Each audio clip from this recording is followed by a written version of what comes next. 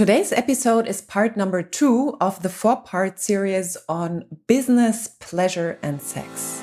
Hello and welcome to the Successful, Sensitive, and Intuitive Entrepreneur podcast. My name is Lydia Sophia Wilmsen and I am an intuitive success mentor for sensitive entrepreneurs. In this podcast, I speak about the challenges sensitive and intuitive entrepreneurs face. I offer you new perspectives and solutions, as well as experiences of other entrepreneurs. Plus, I speak about my personal experience of being a highly sensitive person who has successfully built and scaled 2 businesses. All of that with the goal to make you and your business even more successful in your very unique and authentic way. Have fun and enjoy. Last time I spoke about feminine and masculine energies, and I invited you to take a closer look at which end you found yourself. And today I want to take that inventory of yours a bit further and speak about how to stay feminine and have business success. Or how to lean into your feminine side if you predominantly resided on the masculine side and increase your results in actually every area of life and business. The 3 pillars I work with my one-to-one clients on, and I am releasing an audio course on that on the 1st of October. So send me a message if you want to get one for the early bird prize because the number is limited. You find the link to reach me in the show notes. So the 3 pillars are personality and identity, building a magnetic radiance, because this has to do with attraction and it helps you to attract the right clients, the right customers to you. The second pillar is emotional and thought mastery. Without that, you won't get further, you won't get far. And the third pillar is next level business success. With that comes wealth creation, legacy work, and really stepping into soul purpose. All 3 of those pillars benefit heavily from a well-developed feminine side.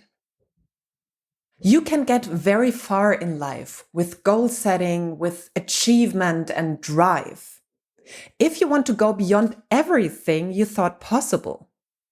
And all of that in a healthy way, obviously, without killing yourself on the way. You will have to include your intuition, trust, radiance, collaboration, and empathy, your feelings towards yourself, others, and on a bigger, like planetary or even universal level. So you do get far with only leaning into your masculine side. And this is what most of the people in our Western hemisphere do. There is like massive praise for working hard, even for overworking, for hustling. And there is little understanding for leaning back, for laziness, which in itself is looked down. No one says I'm lazy and says it like in a good way, in a positive way, or in a appreciative way. There is no understanding for stillness, for the importance to pause, for being, for following a path of your intuition rather than scientific principles or well-tested routes. There is more trust in techniques and strategies coming from the logical and analytical part of the brain in our society than basically trusting ourselves and our own inner guidance, the creative part of the brain. If you are a person whose balance is exactly that, who has strong masculine yang energy as his or her sweet spot, this will work well for you. Following just masculine principles will work well for you, and you will go far. You will go super far with that. However, if this is not your sweet spot and your unique imprint would be more on the feminine side, working mostly with masculine principles will deplete you massively and even stop you getting the results you're striving for. So you can do whatever you want. You will never get there. Or you will lose your health, your physical health, your mental health, your relationships on the way. Before I go deeper into how to shift back into yin energy or get there for the first time in your life, actually, let's talk a bit about the reasons most of us have tried working from yang energy alone. Like, why is that so? And I think it's important to address that because, yeah, I will teach you ways how to shift back into the feminine, but let's see what is the cause of that. I want to point out 2 reasons today. There are obviously more. Let's stick to 2 reasons today. One is, as I mentioned before, that our culture, since hundreds of years, has worshipped the masculine principle. You can see this in institutionalized religion. You could see this in politics and how women, where the feminine principle was most visible, were oppressed heavily over the centuries. The soft, the empathetic, the vulnerable, the emotional, the creative, the introspective, the intuitive, the tender wasn't welcome. It was seen as weak, as evil, as obscene, as causing all the bad in the world. And it really hurts deeply just talking about that. Because this is not against women. This is against people, like all people, because we all have those both principles in us. And actually like a spectrum of all of them. It's not just duality, one or the other. There is a line of like shades of gray or shades of expressions from the very dominant masculine to the very dominant feminine. And it has hurt the whole planet that it was shifted in one direction. And there were reasons for that we don't want to go into today. So no wonder the principle itself and women as main representatives were put under immense control. And with that being said, I don't want to go deeper into it. We can be super glad that times are changing and the yin energy is becoming more welcome in every form, in every being, in every human being. There is still so much way to go. We are just starting. And I really say this is needed for healing, for the healing of a whole civilization. I know it's quite a statement here, and I deeply believe with my whole heart that it's true. That if we want to survive as a species, we will have to lean into emotional or into our emotions, into empathy, into intuition. But this is for another day. So another reason, like this was the first reason that our So this is the first reason, that our society has been built on this masculine principle, that we still see the positive in it and we don't fully own the positive in the feminine principles as of yet. Another reason is the missing masculine in many women's or people's life early on, like in early childhood on. Generations ago, the man went to war. Like I'm from Germany and whole Europe, a whole generation grew up without men in their lives. The men went to war and most of them never came back. Nowadays, all primary education is mostly done by women. It is changing slowly and still the main education is done by women in this age. And in many families, the man is still the main earner and absent a lot. And there are obviously more personal reasons due to divorce, etc., that this might be the case. Or the man is there, but he is, he's physically there, but emotionally absent. And now you can check for yourself. Did you have a strong and present father figure in your life? I didn't. And many people I know didn't have them neither. And this, you have to understand, is not about pointing fingers. This is about, creating awareness and shift things in your inside. It is not about good and bad. It's not the fault of anyone. We were all part of this. It wasn't even just men who did something to women. There are always 2 sides. There is an oppressor and a victim, and it only works with both of them. So really, this is not about pointing fingers. This is about creating awareness in yourself. How did you grow up? Did you have strong masculine figures, positive masculine figures in your life? Or did you not? What about your mother figure?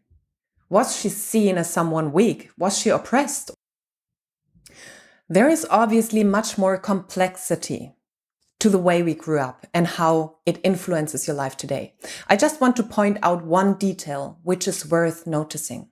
This missing masculine element in women growing up can create a need to fill this on your own later on.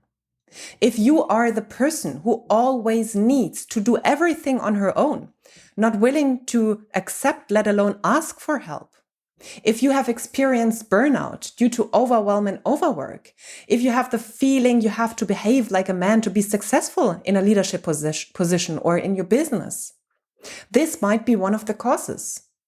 If you struggle seeing beauty in the sensual, in pleasure, in your emotions, that might be another hint. This is such a complex topic. So if you want to take this further, if you know there is gold for you there, that you really want to go deeper into that work and work on those causes and change them, obviously, please reach out to me via the link in the show notes. Now, if you have become aware of expressing and leading your business and life dominated by the masculine energy, feeling that this has brought you stress, overwhelm, and losing connection with yourself, and you want to change that, then listen closely now. What are ways to move more into a feminine expression, which will help you to create success in all areas with much more ease? And with that, I really address those of you who haven't been in your unique imprint. If your energies are very aligned more on the masculine end of things, and if you can work hard and it really fulfills you and it doesn't burn you out, then it might be that everything is okay, I'm really speaking to all of you who have, who know that something is missing, who know that you are not in your full power, that you're depleting yourself. You can be powerful. I have been there. I can work for ages. And still I know, my body takes from itself. I can't replenish quickly enough. I deplete myself. And you will know when you have reached that stage. And even before, if you're really honest with yourself. So if anything from before resonated with you, then keep on listening, please. So what are the ways to move more into feminine expression? I really want to work with you or show you 3 different levels to address this from. And just pick one. Start with one. You can't do all at once. Pick one which resonates with you now. So you could work from a mindset level. You could work on your mind. And that means to check on underlying negative core beliefs around the feminine, around being feminine, around slowing down, around being, just being without doing, around laziness. Do you still work from beliefs like success comes from hard work, or taking time off is lazy, or stop being lazy? You have this voice in your head which says stop being so lazy, or you have to work for your money. Another one would be to stop whining, stop whining and complaining, just stop being such a girl even, stuff like that. If that comes up, that's a belief you can work on. Another one could be, you can't cry in front of others. That would be weak. Don't be weak. Don't be weak. Be strong. Or just do the work. Stop complaining. Just do the work. And there are so many more, They are all an expression of honoring the masculine principle and dishonoring the feminine principle. And as well, check on your thoughts and beliefs about very sensual and perhaps even sexual women. Do you have any resentment there? Do you think they are vulgar or obscene, or you don't do that? That would be another hint. Can you love beauty in others and in yourself? What do you think about yourself, about your body, about your own feminine expression, about your feminine body? I'm speaking to women now, obviously. And you will see where you in your mind are still seeing the negative in the feminine principle. And you will find something. Otherwise, you are enlightened. And when you do the work with me, the one-to-one work with me, we will do a lot of journaling and really going deep into those beliefs and shift them from a core level. So I have many, many questions for you, many journaling questions on that waiting for you. And you will be surprised where you never thought about, and now it comes into the open, where you are still dishonoring the feminine principle yourself, even though you thought, I'm such a woman, I'm like owning myself, I'm fine with myself, I'm a feminist, I'm all for women. So you will find something for sure. And then do the work. You will have to shift your own limiting views on the feminine energy on all levels. So do the work on the mindset level. Then another one is the work on the body level. Body work. Like either you work with a practitioner and obviously always work with yourself. Do mirror work. Fall in love with yourself. Like, can you look at yourself naked in the mirror and love every part of yourself? And by the way, man, you can do the same. Can you honor yourself? Can you look at yourself and love yourself as you are with everything? I would say 99% listening won't be able to do that. So you still have work to do. You don't have to if you want to shift that, you know? Fall in love with yourself, every cell of your freaking body, and start living in your body. You know, if you see people walking out there, they are basically detached from their body. And if you're a woman, there is an easy, it's not something quick, it's a process. You can shift your energy. Like usually, if you're very more residing in your masculine energy, you will use the same body parts as a man. So you will have more energy or more tension in your upper body part, in your arms, in your breast areas. It can feel like a shield, you know, like you're very expressive with your upper body. And then you can start shifting your energy into your womb space. When you're walking, feel the energy in your womb space. In the beginning, you can just place a hand there and walk with the hand there, putting your awareness to that place. And later on, you can do it without. And this changes how you walk. Like you walk, shifting your energy and your awareness to the womb space and basically radiating love from your heart space. And this alone, if you practice that and keep doing that, will shift how people look at you and react to you on the street and everywhere else. It's crazy. If you shift into your body like that, into your womb space, whether you still have a womb or not, it does not matter. Shift to that area. This opens up energy and it changes you into a more feminine expression. And of course, own your sexuality and sensuality.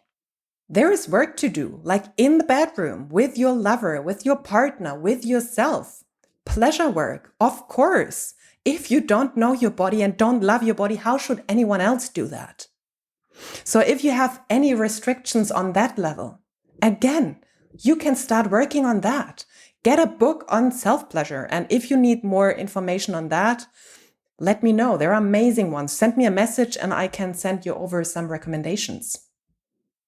This will change everything in the bedroom and in your business. Body work is key. Actually, if I would take one of the three I'm mentioning right now, I would actually go for the body. Shifting your energy around your body is key if you want to start owning your feminine expression. The third level is just on a practical level, like embodying the feminine energies. That could mean accepting help, asking for help without the need to give back. What a biggie for women. What a biggie it was for me. You know, it was easy to ask for something if I could give something back in return in that moment or a little bit later. But asking for something, getting help and not doing anything, that was like basically not possible. There was always this need of an equal transaction or something. And you can start there, just asking for help without the need for giving anything back. Or just a little bit more, you know, it's not that you have to go full in and ask for help always. No, just in tiny bits, like go out of your comfort zone a bit.